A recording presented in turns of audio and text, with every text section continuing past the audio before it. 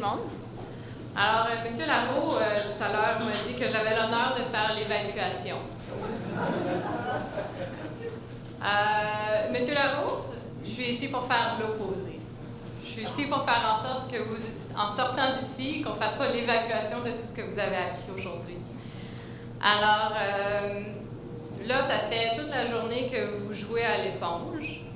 Et puis là, je vois qu'au cours de la journée, il y a eu de plus en plus de Blue Black qui s'est rajouté dans la salle. Fait que là, c'est votre tour de participer. Alors, j'aimerais savoir, qu'est-ce que vous avez appris aujourd'hui? J'ai besoin de Baby Cat qui passe le micro. Où c'est lui? Merci, Sylvie. Oui.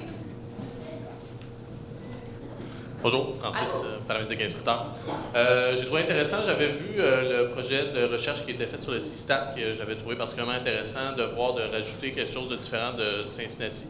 Puis j'ai été quand même surpris de voir les résultats au final, non, c'était pas bon pour nous, mais que notre Cincinnati, même s'il ratissait plus large, était de bénéfique aux patients. Donc on allait en chercher peut-être un peu plus, on allait peut-être amener plus de patients à l'hôpital qui n'avaient pas de besoin. Mais ceux qu'on allait avoir à aller chercher, mais on les amenait et ils étaient à bonne place. Je pense que c'est une des choses aujourd'hui qui m'a vraiment le plus surpris là, dans toutes les conversations qu'on a eues. Parfait, merci. As-tu quelqu'un d'autre?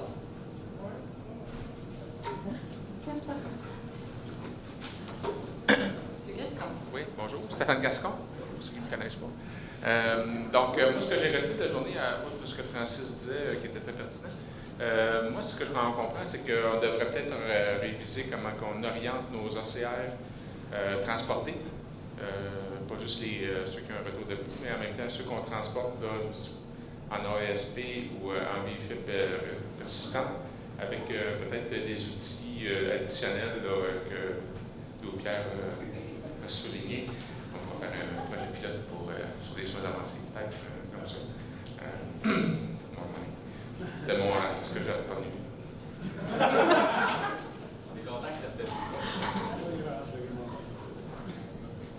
Vincent Desrochers. En fait, moi, ce que j'ai retenu de la journée, en fait, c'était plus une constatation, c'est qu'il y a vraiment de place pour de la recherche en préasthme. Je pense qu'il y a beaucoup d'intérêt. Au courant de la journée, on a vu beaucoup de médics qui étaient en lunch et qui ont un peu écouté les histoires.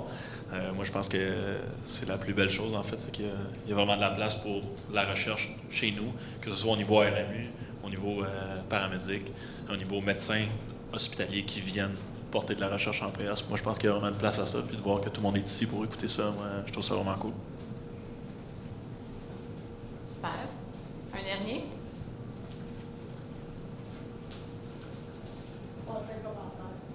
Vas-y, passe-les ton commentaire, Viviane. On avait bâti ce programme-là il y a de ça quelques années. Le but, c'était d'intéresser les paramédics et les RMU à la recherche. C'était un des objectifs principaux, en fait. Il y a plein de monde qui tourne alentour d'urgence santé ou alentour de notre pratique qui s'intéresse à nous. Et tant mieux, parce que c'est ça qui bonifie nos pratiques et nos façons de faire. J'ai trouvé ça très rafraîchissant de voir l'équipe des soins avancés en avant, de voir des paramédics. Puis là, je suis un peu émotive, que je vois des RMU s'impliquer et de s'intéresser à ce qu'ils font ou ce qu'ils vont faire, puis qu'est-ce qu'ils vont changer dans l'avenir. Alors, bravo!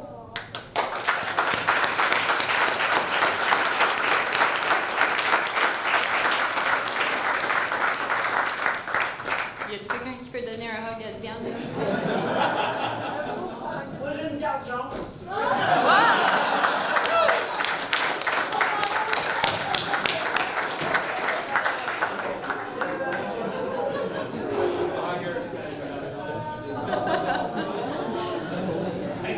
Alors, là, vous avez vu des chercheurs défiler devant vous, notamment certains de vos pairs et d'autres collègues aussi. Gabrielle, Teresa. Qu'est-ce que vous trouvez qui est la principale différence entre ce que vous faites à tous les jours et puis le travail d'un chercheur ou ce que comporte la recherche? Valérie est beaucoup plus fort que nous. Merci, Lucie. Autre chose? Qu'est-ce que vous faites à tous les jours? Vous répondez à quoi? Oui. Monsieur Gaston. Ben oui, comme toujours. En fait, il y a beaucoup de similitudes entre le travail des paramédics et même celui des RMU puis celui de la recherche, à savoir que c'est d'aller chercher, creuser du data. On accumule du data, appel par appel, on va creuser de l'information. La similitude est là. Les gens qui font de la recherche, ils vont soit en rétrospectif ou en prospectif. Ils vont chercher de l'information, mais fondamentalement, l'information qu'ils vont chercher, c'est nous autres qui est allés la chercher en premier. Sans nous, ils ne peuvent pas faire leur job. Donc, c'est l'importance que les paramédics ont au quotidien, puis aussi dans les programmes de recherche. On a la business, on a juste à augmenter celle de Luc et de Teresa, et on va être populaire partout. Merci d'assurer notre emploi.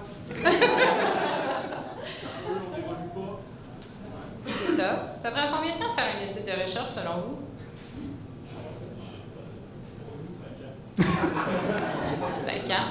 Ça prend combien de temps de faire une intervention sur la route? Quelques heures. Alors, j'ai bien aimé la présentation de Mme Saint-Denis, en fait, qui présentait un peu les enjeux qu'il y a à prendre des décisions en urgence, puis le fait que, justement, on n'a pas le temps de prendre ce recul-là, puis de bien réfléchir. Bien, ça ne veut pas de vous réfléchir pas, là, c'est pas ça que je dis. Mais qu'on n'a pas tout le temps de bien saisir l'ensemble des enjeux quand on est dans le feu de l'action. Alors, finalement, la recherche, ce que ça fait, c'est que ça permet d'avoir un moment de réflexion, ça permet de poser des questions, ça permet de faire jaillir des idées, de la planter dans les têtes des gens qui peut-être n'auraient pas pensé à ça, de faire une preuve de concept, de prouver hors de tout doute, puis des fois de pousser dans la gorge de quelqu'un avec un peu de satisfaction quand même.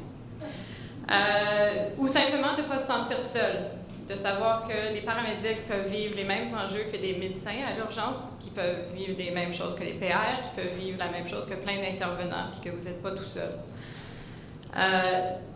Ça permet aussi de définir toutes sortes de modèles, de processus, de protocoles, de savoir comment les organisations fonctionnent puis comment ils prennent des décisions. Alors finalement, la recherche, ce que ça permet de faire, c'est de créer une communauté de pratique, un peu comme Diane l'a mentionné, puis de faire évoluer votre champ de compétences. Puis ce qu'on voit de plus en plus, c'est oui, effectivement, on a des médecins qui sont là, on a même des philosophes, on a des paramédics. On a des gens qui s'intéressent à de la modélisation, puis ils font de la simulation, c'est avec des règles d'affaires, c'est full recherche opérationnelle, c'est merveilleux. Il y a plein de choses à faire. Puis finalement, comme Stéphane le disait, là c'est bon, il n'y a plus de micro, il n'est plus là. Ah, il est là! Fait que, ce qui est important de dire, c'est que ça devient finalement une relation d'égal à égal. C'est-à-dire, autant ils ont besoin de vous, autant vous avez besoin d'eux, puis autant vous pouvez également participer de plus en plus. Alors, la recherche, finalement, ça permet de prendre en charge votre travail, de dire « Hey, j'aime pas ça, j'aimerais ça changer de l'affaire, ça marche pas, ça. » Puis de se poser la question « Mais qu'est-ce qu'on peut faire pour le changer concrètement? » Puis ça devient une composante clé vers la professionnalisation. On dit tout le temps, mais il n'y a pas personne qui connaît mieux son bébé que leurs parents. Bien, c'est parce que votre profession, c'est votre bébé. Alors, si vous voulez la voir évoluer, puis l'avoir changé, puis contribuer à ça, il n'y a pas personne d'autre, autre que vous, puis je parle profession autant RMU que paramédic, il n'y a pas personne d'autre que vous qui va savoir comment la changer. Alors, le fait que vous soyez ici aujourd'hui, c'est un premier pas pour dire que on a piqué votre curiosité, qu'il y a quelque chose à aller chercher là, qu'il y a quelque chose d'intéressant à faire avec la recherche. Puis Luc et Teresa sont tout le temps en train de chercher du nouveau monde pour aller faire des études de recherche. Alors, parlez-en à vos collègues, parlez-en à la personne à côté de vous. S'il y a quelque chose aujourd'hui qui vous a intéressé, posez donc 2-3 autres questions supplémentaires. Les gens sont toujours là devant vous pour répondre à vos questions.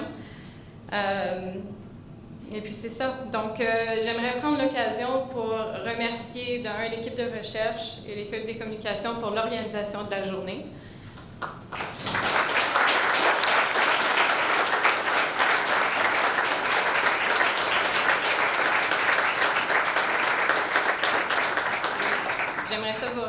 remercier également vous tous ici présents aujourd'hui d'être là.